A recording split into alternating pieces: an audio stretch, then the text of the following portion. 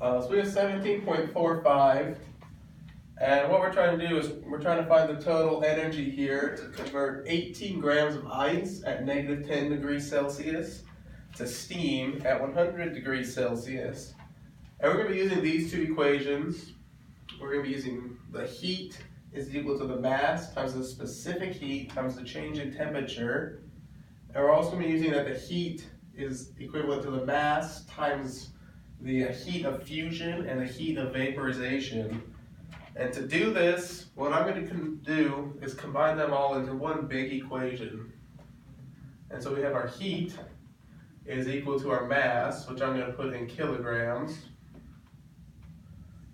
And I'm going to multiply this by first our specific heat of ice and the change in temperature. So our specific heat of ice is 2,100 joules per kilogram times degrees Celsius.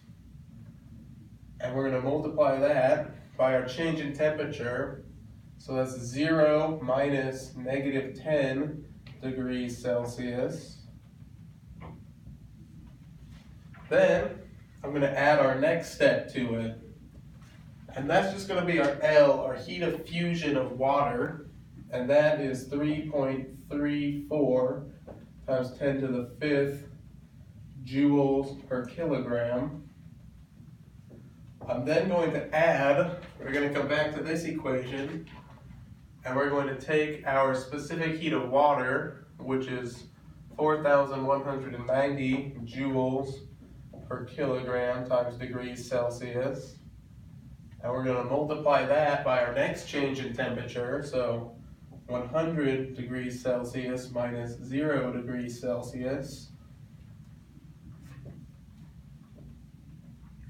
And then we're going to add finally our heat of vaporization of water, which is 2.256 times 10 to the 6th joules per kilogram. And so if we multiply all of this in here times our mass, 0.018 kilograms, we're going to get an answer in joules. And what that comes out to, if you work out the numbers, is this right here.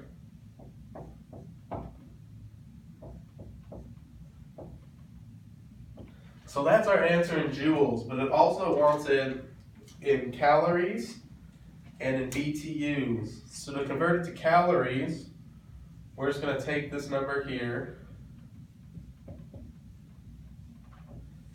and we're going to divide it by 4.186, and then we're going to multiply it by 1,000, and we're going to come out to 13 kilocalories, or capital C calories. And to convert it to BTUs, we're going to take the same number in joules,